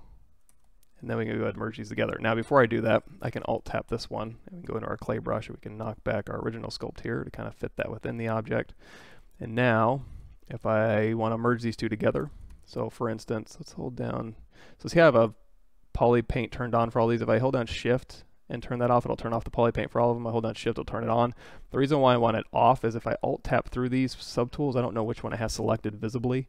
So if I hold down Shift and turn that off, now you can see the lighter one is selected here. So if I want to merge these with these little booties, I can hold down Shift, shoot it to the top, hold down Alt, Shift, shoot it to the top, merge down, Control drag, and now these things will be Dynameshed together. So all one subtool, and I can just borrow the feet. Of course, you can make a insert brush or whatever you want if you're so inclined, but not totally necessary in this case. So let's go in here with our clay brush here, and we can go ahead and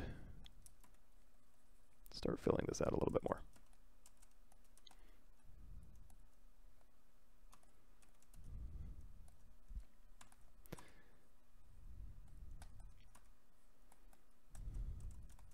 And let's turn on perspective. You can hit P to turn perspective on and off. It's way over here on my keyboard, so I don't really tend to do that too much. I'll just go up here real quick. But do what feels right for you. Or you can map that to a Wacom key, which maybe nah. Maybe I won't. Yeah, so we've got this here, and in our reference here, you know, it's got a pretty big shoulder area here, so we can kind of go through here. There's standard brushing. Again, we're just kind of hopping through, so we can kind of beef this up a little bit here. And it looks like, you know, yeah, he's got his shoulders coming up through here, but also looks like just along the back here, he's got a nice muscle and fat. Keep him warm in the winter kind of build up here. And then for the head I'm going to go ahead. So this is why it's kind of useful to have the head separated off, because usually head and fingers and stuff, it gets a little bit, the resolution on the body I want to keep lower while I'm just kind of dialing it in, but then the resolution on the head I want it higher. So that's where having these things separated out is kind of nice. And the legs, just so I, like we did earlier, I can move these things in and out and rotate them around as needed.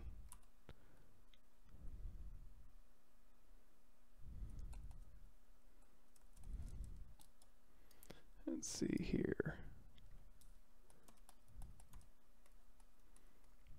So yeah, let's kind of wrap around. And then this gets thinner, so we can go in here with a pinch. We can kind of pinch this thinner that way. And then these front arms, they're still pretty thick. And then these will kind of curve around. These are kind of the extensors, looks like. Just like on a human, you've got your extensors and then you've got your flexors, so you can kind of, you can pull your fingers up and down. Same idea. Then I kind of wrap around, and then this will be flat here. So I'm going to hit out of perspective mode, hit Shift Z, and then go back to custom 1, and always dialing in with our move brush where these things need to go and how wide they need to be here, and where our landmarks are. So I know back here, that's where our ankle is going to be, so I can use my clay brush here.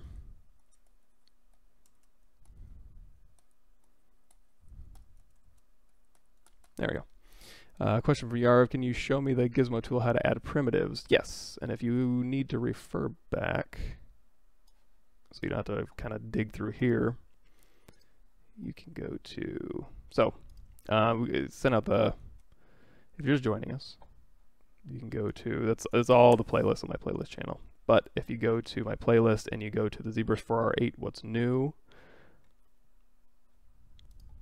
here,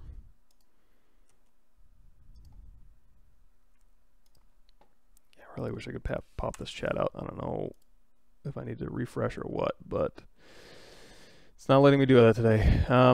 If you go to that playlist and you go to number, it's kind of towards the bottom, I think. Gizmo subtractive mesh? No. Maybe it's towards the front. Gizmo move multiple.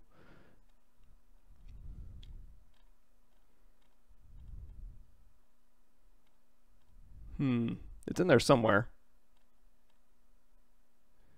But, hell, at this point, just in case it's not, that's where the ZBrush 4R8 new stuff is. But if you go through here, we go out of edit mode here, hit Control N to clear a canvas, and then start with any gizmo. Doesn't mean we'll start with a ring. Make Polymesh 3D, W. Now, if you want to cycle through different primitives, you hit B and then go to your IMM primitives, and then you can just cycle through these. If you hit W and you cycle through, let's hit F to frame here. Now you can just cycle through these different primitives. So it's like, okay, let's say we want to start with a just a plain old sphere. That's fine. So let's go ahead and say that's fine. So I'm going to hit W to go out of gizmo mode here. Or I hit Q to go into draw mode, I should say. Now, I want this to be at ZBrush's scale. So I'm going to go to Deformation to Unify, and that'll be at ZBrush's default scale. Now if I hit W and go into gizmo mode here, you're going to see this is Z forward, this blue line here. Let's verify that with our floor. Yeah, that's Z forward. So our gizmo is going to dictate where those primitives show up. So if I go into my thing here, my little gear icon, and we choose like a ring, it's going to completely replace that object here. And why does that keep wanting to make it super small? But let's go ahead and undo that. So if I want to hold down Control, and then if I hold down Alt and move this forward, and then we go in here to this ring, that'll add a ring here. Of course, I don't know why it's making everything really super small. Maybe because we started with this. Let's see. Let's see if we don't start with that, because I want to start just like at ZBrush's scale and not have to be working super small. So we'll start with the Sphere 3D, go into Edit mode, make Polymesh 3D, hit W, And now I go through here and I change that to a ring. It's still going to be small. I wonder if I got some weird settings. Well, okay, we'll play this game. So if I go through here, I have a ring, and then I can go through here and I can change it to a polysphere. Or I can change this. If I don't like the polysphere, I can change it to a sphere 3D, and that'll have the two caps here. And you can also go through here and modify these things however you want.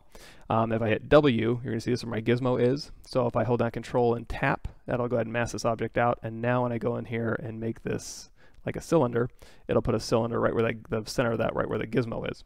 So now I can hit W and move this out and scale it down, and I can just keep adding primitives that way. However, if I hold down Control, or if I hold down Alt and move this gizmo this way, that's going to put it right in the middle of the next object that I do. So if I hold down Control and Control Drag will unmask everything, Control Tab will mask everything again, and now I can go through here and add a ring, and that'll add that right where that gizmo was, and then through here I can go ahead and change my L divides, and you're going to see it's automatically going to switch to polyframe mode, which is nice. I don't have to do that manually. There we go. So we can add this ring here, and if I like that, Control Drag, Control Tap, go in here, and we'll add a cone. And now this cone is pointing the wrong way. So I guess if we turn on our floor, I'm going to guess Z. That's hard to tell because it's so dang small. So Z positive this way. So maybe turn on your floor if you want a little bit more control over that. But this is easy enough to fix. So we can just go through here and hit W and hold down Shift and just do that. There you go. And then scale it down. So you'd want to set your properties of that before you scoop that around. So then you got all these primitives here.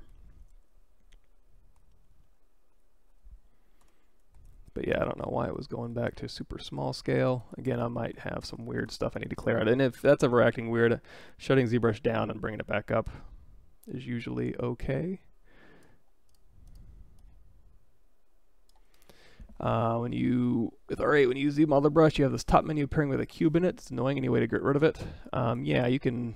So all that is if you go into your ZModeler brush, these are where your Z insert brushes are. So in fact, if I wanted to make insert brushes out of all these, I could go to B, create nanomesh. Create nanomesh brush. Will that do it for all of them? Insert mesh brush. Oh, you got to have an insert mesh brush created. That's right. So if I go down here and I go, it's okay, insert mesh primitives here, and then with this thing selected, I go to B, create insert nanomesh brush. And now when I have my ZModeler selected, I've got a bunch of different ones to choose from that I can use with my nanomesh brush. So that's why that's popping up. If you go here to preferences, where is that? Somewhere in here, there is a, you can turn that off. Marker, Z-Sphere, Z-Script, Tablet Performance, Edit, Gizmo 3D, Miscellaneous, no. Where is this at? Go Z, Insert Mesh Brush. Where would Insert Mesh Brush preferences be?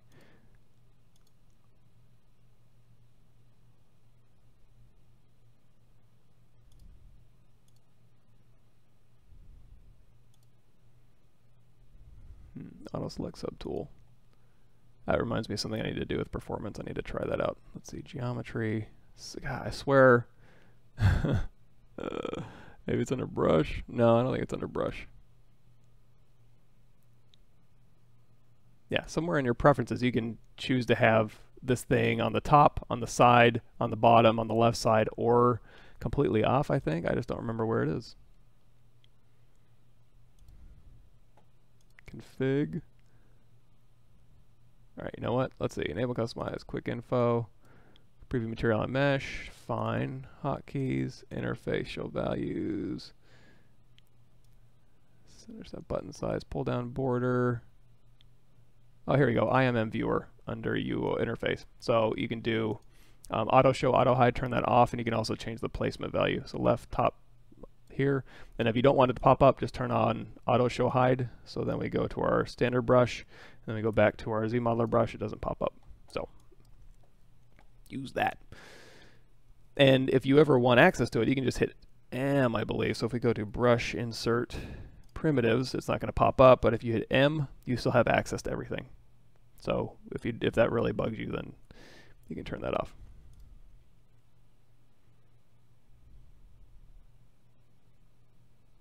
IMM viewer. There, yeah, auto show hide. Cool. Hey, thanks for showing up, everybody. Okay, so we got this thing here. Yeah, one thing I wanted to do. So let's go ahead and do save as, and we've got this Saber-Tooth going, so we'll go ahead and save this. If I do preferences, let's go ahead and shut these things down. Performance, test multi-threading, initialize and continue. This is supposed to pop up a number. I promised somebody I would do this.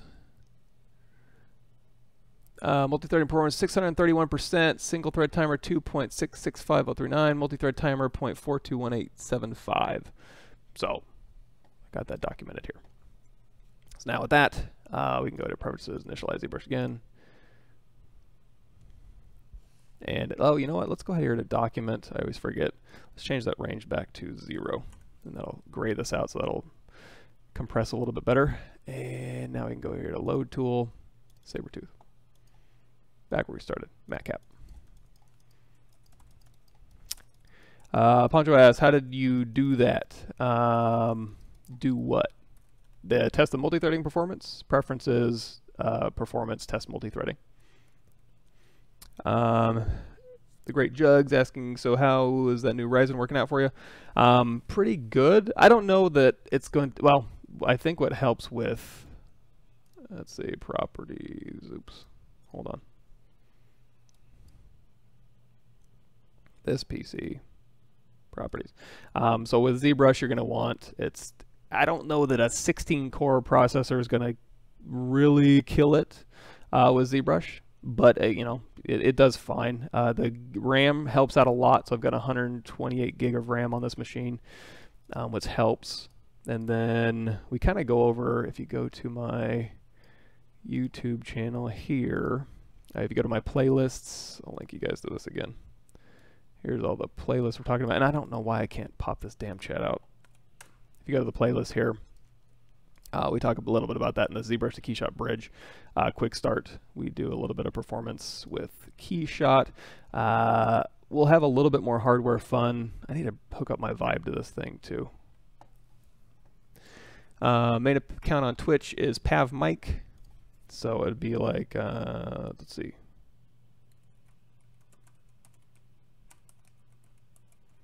And that'll be Thursday mornings. And just in case you're wondering too, you know what, let's look at this. So if we go to ZBrush Central, let's figure out where this is. ZBrushCentral.com. And we go to Gallery. And we go to like page 4, I think.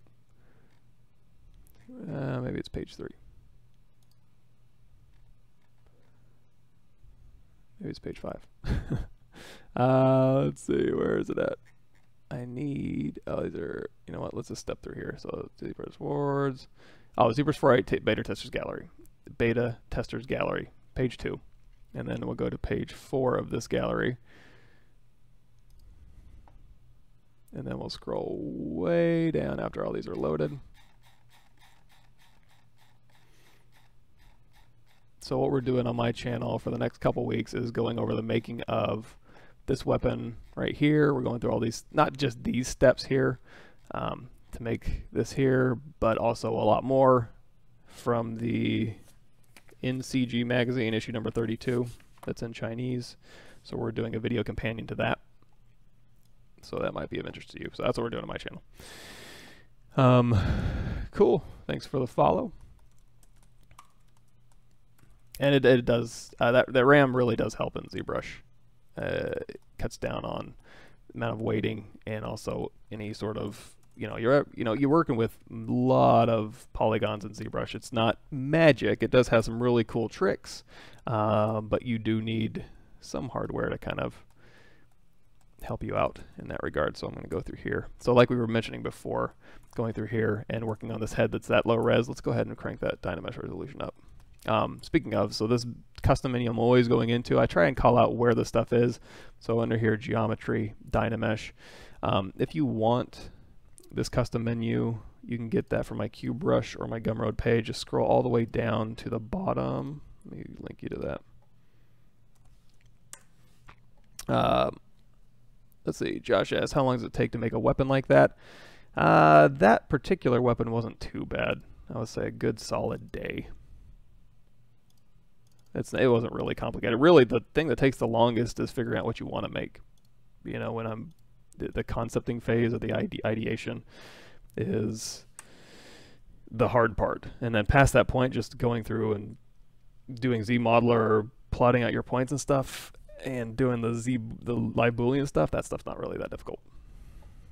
So if you know what you're making and you have it already blocked out, a good day to make it nice and polished and ready for production. If you have no idea what you're doing, it could take you a week just to find out what you want to make that's nice.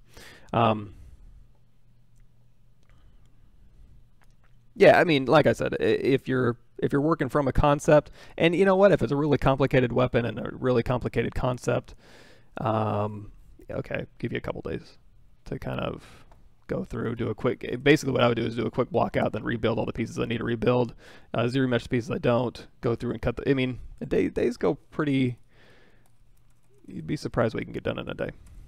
Now that's, again, assuming you sit down and work 9 to 5. I'm talking 2 real good days, or maybe a real good day, you know, where you come in the morning and you sit down and you get to work. I don't know that I have many of those days where that's really possible, but you know, if you're working from home, maybe that is possible. Yeah, high res, not, you know, if you want to do a really nice game res, you know, that could take another day with UVs and everything baked out correctly and no super problems. But most of the time spent in production, as far as like in how we work now at work, most of the time is spent on ideation and iteration. The actual end result is usually pretty negligible. But if it's a really complicated weapon, okay, take a week. That's fine.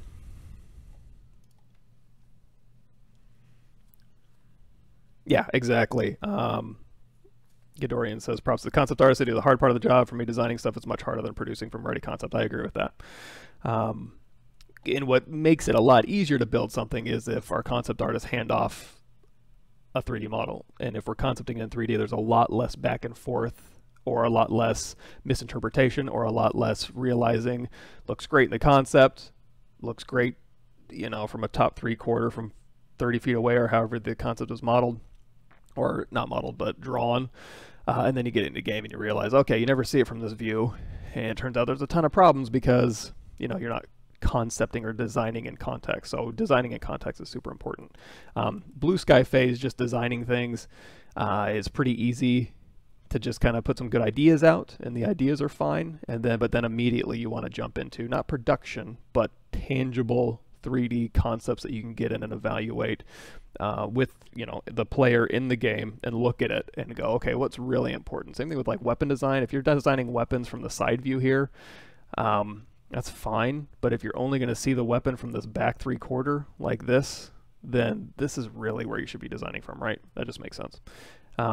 You know, in third person view, you'll see it like this sometimes when people are like holding it or running around, but realistically speaking, if you got a big old weapon here, cat weapon, and you see this, you know, taking up 20% of your screen, it's important that you design from here and you do your reload anims from here and you concept from here, right? Just like, but, you know, and I think with weapons, everybody's like, well, yeah, of course, but they don't do that for anything else. Like they'll design environment props from like this angle, and if it's like a big cryo chamber and it's 14, 15 feet tall and you never see the top of it, you should probably be designing it from this angle, right? Because you're only 6 feet tall and you're going to be looking up. So it seems obvious, and it is obvious, but you'd be surprised how often it doesn't happen. And also, this is also designing in a vacuum. So even if you're doing a cryo chamber, a cat-shaped cryo chamber, and you want to put it in a game, I would still say get this in, because this is still in the ZBrush vacuum. Yeah, it's in 3D, and I can evaluate it on the fly, and we can, you know, evaluate this cryo chamber from all different angles. But as soon as I get this in the game, it's being integrated with an entire environment, and gameplay implications, and design implications from the design you're making. So get it in game. Using ZBrush on a Mac with a finger pad, I guess if it had pressure sensitivity. Artists use ZBrush with just a mouse and keyboard. I can't imagine. That would be hellacious. I mean, I use ZBrush with a mouse and keyboard if I'm doing simple stuff like ZModeler, but not so much like if I was trying to do this. And here's the other thing too, I get this a lot, where it's like, you know, here's my H-polish brush, and it works fine. So if I go here to the head and we use H-polish to kind of say find the planes of the face or something like that, it works fine. But H-polish is a real feather touch brush. So if I go through here and I use my mouse with the H-polish, it's going to really just like go nuts with my mesh, right? That's because whenever you use your mouse, it is 100% on, 100% off. If you want to, and it's kind of useful if you want to do that. So if we go out of edit mode here and we grab a sphere 3D, for example, make polymesh 3D, divide it up, go to brush, BC, brush, chisel, and grab one of these here. So you can go through and cut through here. And by the way, if go to the ZBrush 4.8, what's new on my YouTube channel here. So again, here's my playlist, and there's a what's new in ZBrush 4.8. So if you want to, you also have a new function on here. So you can start from the end of your stroke. Now this is kind of mangled, so what you're going to want to do is go down here to morph target, store morph target, and now you can start where you left off or cross over like this. But the caveat to this is if you go here and then you go here, let's see, we went up a subdivision, so I'm going to restore morph target here to here. Is it doing it? Snap. So that snap distance here, let's see, store morph target, there we go. So you can go through here and then it'll go ahead and snap and leave off where we left off, and then you can cross over and it's just fine. If you don't have a morph target here, so you delete your morph target, you can go here and you can still cross over, and you can go here and you can do like an angle like this, but as soon as you let go and then you try to cross over, it's going to do that. Or you try to pick up from where you left off, it's going to do that. So storing a morph target, you get this stroke lazy snap. So now it'll just snap to where my last stroke left off. But the problem with this is, see, I can still go like thin to thick. So if I'm trying to do like hard surface stuff, I want it to be a little bit more so like if I push down, I'm gonna get that separation. So in this case, what I would say is either use your mouse, because again it's going to be 100% on, 100% off. So now you're getting very consistent values. Let's go ahead and make our brush size a little bit bigger. So consistent values, and it's snapping from that last point. So it doesn't even have to be that accurate. I can be like way out here and it'll still snap. But very, very precise, that kind of thing there. Now, if we want to do that with our pen tablet, what we can do it for this brush is go down here to our brushes here, and you're going to see, whoops, pen curve. We don't want the curve, we want the tablet pressure. If we go into tablet pressure here, you're going to see size and Z intensity. Our Z intensity is already cranked up, but our size isn't. So just crank up the size here. And now when we use this brush with our tablet, I'm not using my mouse anymore, it's going to behave like I'm using a mouse. So it is consistent intensity, consistent size, and it'll work just fine. So that would be one instance where I would sculpt that long tangent. That would be one instance where I would sculpt with a mouse or ZModeler. So if I go through here and I do my initialize Q cube, multiple subdivision levels, let's delete those. So geometry, delete lower, Q cube initialize, hit X to go across X symmetry here. There we go. Turn on a polyframe, and I always like to go to deformation unify. So now what we can do is go in our ZModeler brush, and we can do like Q mesh polygroup all. So sometimes when I'm doing this kind of stuff and I want to bridge, like tag these ones, we'll go ahead and delete, and we say we want to bridge two holes. I'll use this to click the two holes, because sometimes using my tablet might not work that well. But yeah, trying to sculpt something, that seems to be really difficult. Yeah,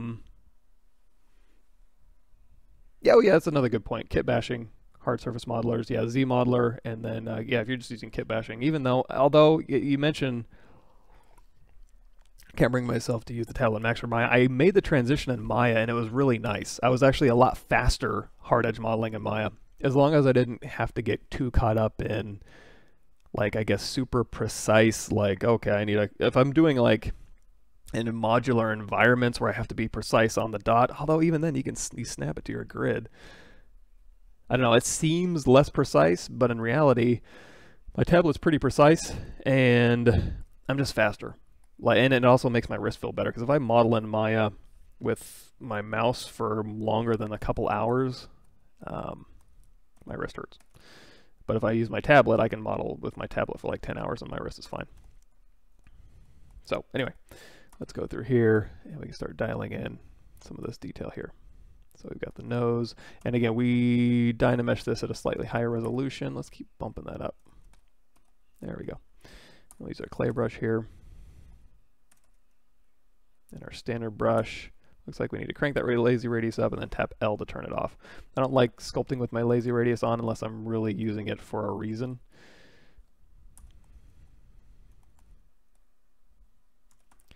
And I am going to open his mouth just a bit, because if we are going to animate this thing, I want to make sure he has a mouth bag. So we can go ahead and build that in while we're still working low.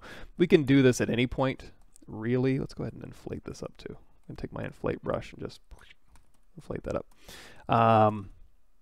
But if I do it earlier rather than later, it might give us a better result. So let's figure out where we want this to go. I'm going to go to my custom sphere menu here, and we'll just put in a little mouth bag. So we can push this in, and let's go ahead and flatten out.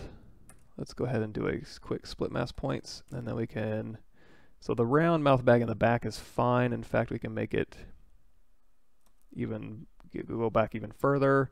And if we really want to, we can fine tune with our move brush exactly where we want that to go. We can go out of solo mode and turn on transparent, so you can see where we're actually putting this mouth bag here. And then if we want to squeeze this up, we can go in here with our slice curve. Oops, not our slice, our clip curve. And we can kind of clip this down to a thinner area up here.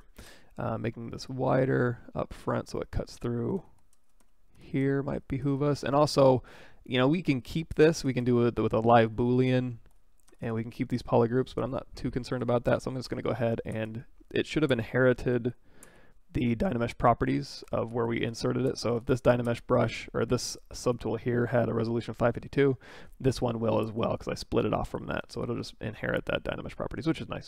So we'll go out of transparency mode. It looks like he's got a tongue, but this is going to dictate where this mouth goes. So if I hit Shift Z and we go back to our zap link here, you're going to see the mouth here. Let's go ahead and scale this out. There we go, so I can see both sides. So this is where I want my mouth to go, and it's going to kind of curve down and then go around here. Yeah, something like that. So I've got my mouth bag in there. If I go back into transparency mode, this is what I'm looking at. If I want to squeeze this down just a little bit more, I can go through here with my pinch brush. But I mean, we can leave it open. It's not like we have a set directive on like exactly how open the mouth should be. So a couple different ways I could do this. So if I go down here to my subtool menu, I've got this one here. I can hold down Shift, shoot it to the top, Alt tap this mouthpiece, shoot it to the top, put it down below, make it a subtractive mesh, merge this down, and then just cut this out.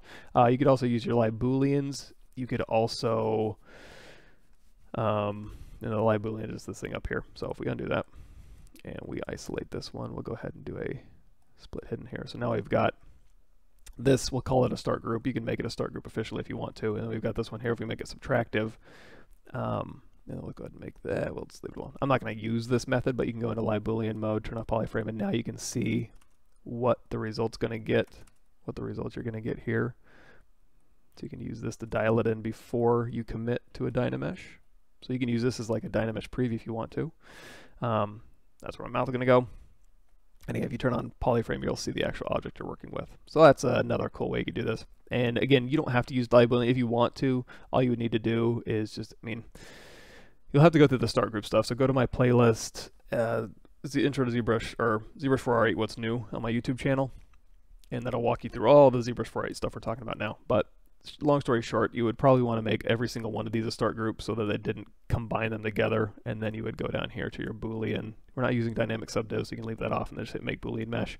This would make you a union mesh with this cut out.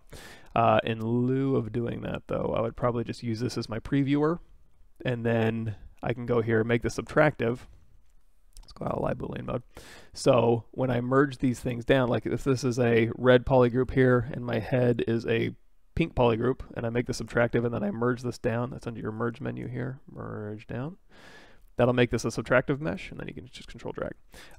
If for some reason you had this inserted and it's not a subtractive mesh, so if I do this and it's just, you can see it's a subtractive mesh because it's white. Those are subtractive meshes. This is like teal and pink, so now if I control drag, it's gonna make it do an additive operation. All I have to do is isolate this and then do a group as Dynamesh sub. For you guys, that'll be under your polygroup menu here. Polygroup, group as Dynamesh sub. And if you want this custom menu, you don't need this custom menu. Let me mention this too. If you want to make your own custom menu, go to my intro to ZBrush part 2. It's right here at the top. And that'll walk you through how to make your own custom menu, how to set up your own custom hotkeys, all of that. But if you do want this custom menu for any reason, if you want to follow along maybe on my other streams, then you could use this one. That's just under my ZBrush or Gumroad page. Just scroll down to the very bottom. So my Gumroad page is when loading. And it'll be like intro to ZBrush files, and you can just install them. But again, you don't need to. Make your own. It's not difficult, and what works for me may not work for you in your workflow. Yeah, let's see. Sounds useful. I'm just going from a mouse to a tablet in a program like mine. Sounds like an odd transition. It was odd, but just like almost anything, I almost thought I wasn't going to be able to do it. I was like, there's no way I'm going to be able to use a tablet in Maya. It's just, I used it for 12 straight years of just using Maya with a mouse all the way through college and all the way through my professional career. And it took me a good day, or maybe a good day and a half, maybe 2 straight days to kind of get the feel for it. But even like a couple hours in, I was already kind of hopping around and doing just fine. So just like any new program I start, or if I change my hotkeys in a program, it takes me a couple hours to get acclimated, but then it gets to be muscle memory pretty quick the more programs you learn. Pancho asks, I'm impressed how fast you're doing things. How many years have you been studying working in 3D? I've been doing, let's see, I graduated Ringling College, Ringling School of Art and Design when I went there in 2005. So 4 years of 3D at Ringling. I went to Texas State Technical College in Waco before that, got my associate's degree. So 18 months, Texas State Technical College, where I used 3D Studio Max. And then 4 years of Ringling, and then that was 2005, and then 2017, I don't know, 12, 15, 16 years maybe, ish, something like that, give or take. But anyway, so like I said before, this could be all separate polygroups here, but then you can go here, group is Dynamesh sub, and then when you Dynamesh this, it'll be Dynamesh. So you don't even need to like merge it down with a Boolean thing. You can just do that. And now through here, we can go through here and we can inflate these lips up. Now, because we're working Dynamesh, you may want to watch it or keep these things a little more separated while you're Dynameshing and working. And then when you Z-remesh, you can go through here and start doing things like masking this out and then overlapping this top over the bottom. If I do it now, it's going to start sticking together. So it's going to look a little goofy while we work in Dynamesh, but then when I get to a point and I Z-remesh this thing, then it'll work fine. QueerXRD asked me, do you use an Intuos tablet? If yes, do you use the touch wheel, and what functions are assigned to the tablet keys? Control, Alt, etc. You use the keyboard for navigation. That's a good question. So I have a very, very different setup now. You know what? I guess you know what? Let's do this. This will be fun. Give me a second.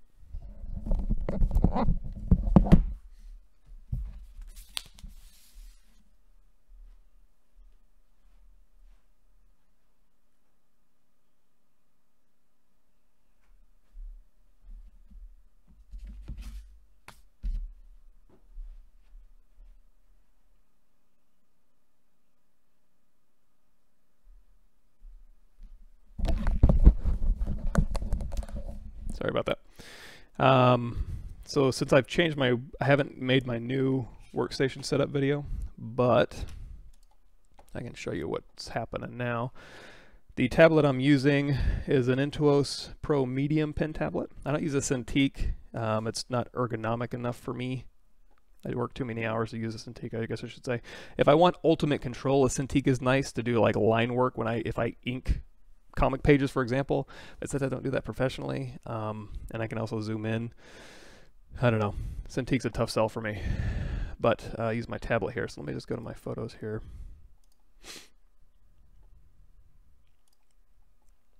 Yeah, okay. So I just went and took a picture. Let me make sure. Okay, so this is, zoom out a little bit. So basically, this is my setup right here. I've got two 34-inch monitors. I got my webcam up here. I got my light turned on, my living room light over here. So that's causing there's where Pepper's little food thing is. There's my headphones. So here's my Wacom tablet. Here's my NCG issue number 32 that we're going through on my channel. And you know, I got my ZBrush, I got my reference all around here. I got my channel here, and then I do have this monitor here. If I'm ever doing lots of list or organizational things or writing a lot of stuff, I'll use this, but generally speaking, I just leave this thing off. There's my main gear down here, my system, and I have it up on a big platform here. So this is a stand-up desk, so I can change the height using this thing, but I can only lower this thing like 4 inches before it hits the top of my computer. So this is purely a stand-up desk now, but this is my entire setup. Here's my green screen back behind me, which is not working that great this morning. That's why you can see through my head. But what are you going to do? I need better lighting, but again, I'm not going to do a light rig. I'm not that professional.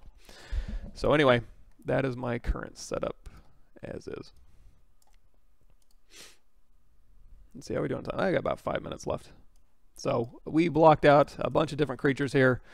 We went over a couple different things here. Another thing I want to go over is like maybe next time we'll do, somebody asked me about Yoshi, like how do you do the Yoshi stuff, and there's some really cool stuff you can do with the new Yoshi game, or get a Yoshi kind of look where it's pretty simple. It's almost like what was that game that came out on the PlayStation where he's like this beanbag guy and he was like really obviously made of like burlap. We can do some of that stuff as well. Maybe we'll do that next week. Am I even here next week? I'm not sure if I'm here next week. I have a really odd schedule this month. And I'll also, you can see in the back of here, let's see. This is really bad. I shouldn't show you guys this, but if you look back through here, this is my office. So I do have an office back here, but you see it's full of a ladder and stuff. I don't use my office. The reason I'm out here in the living room, this is my upstairs living room, is because my wife will watch TV and I'll want to watch TV with her, so I can watch TV with her while I work. And that's just a little bit, and I can get some more stuff done that way too. So anyway, I don't use my office. I use the upstairs living room. Doesn't look that great when people come over, but you know what? That's how I roll. Yes, I'm working standing up as we speak. Yeah, and I do like alternating between standing up and sitting down. We have standing desks at work as well that you can change. So what I'll do is I'll work out in the morning here and go jogging or whatever, and then I feel better sitting down at work all day.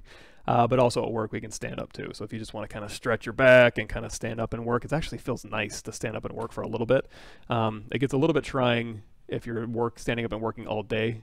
I used to work at like Dairy Queen and Albertsons and Whataburger, and if you stand up all day for 7 days a week, 10 hours a day, oh boy, you're asking for a world of hurt. But it's not that bad if you have a stand-up, sit-down desk. Yeah, cool. All right, I think we're about wrapped up for today. Hopefully you got something out of this. I had to do a little bit of work, so again, I'm doing this stuff for I'll give you more information on this as we go along, but I'm doing this stuff for a VR experience. It's a cave diving experience with prehistoric creatures and skeletons and stuff. So it's pretty cool. But so we blocked out some creatures. Hopefully you guys have a good day. I'm going to go ahead and peace out. Thanks, everybody. And I'll see you. I'm not sure if I'll be back this next week. I have a weird schedule, but ZBrush will post it on their schedule here. Let me see if I can link you guys to that. Oh, also, if you're just joining us, so we're streaming on ZBrush's channel here. So here's my channel here. Let me go ahead and link you guys this. So if you go to the ZBrush YouTube, you can see the last ones here. Last time we did, modeled a beer mug and rendered that in KeyShot. That was fun. And we also made bubbles. That was also pretty cool. So model the beer and then go through here and use nanomesh to make a bunch of bubbles inside of where the beer goes, and then assign the correct materials to that in KeyShot, and then light it up. And then we just made like a little glass of beer with a little foam top. So you can do that. This is the Pixelogic channel, and then on my YouTube channel, obviously, these are the playlists you're going to want to check out if you want more information on the ZBrush stuff we talk about. And then all the QBrush and Gumroad stuff. Gumroad doesn't seem to want to be loading, but QBrush, scroll to the very bottom here, and there is a Intro to ZBrush files you can get. There we go. And then the very bottom here, Intro to ZBrush files, and it's all free. Yeah, it's not paid for, so you can just grab that stuff. Okay, see y'all later. You guys have a good day.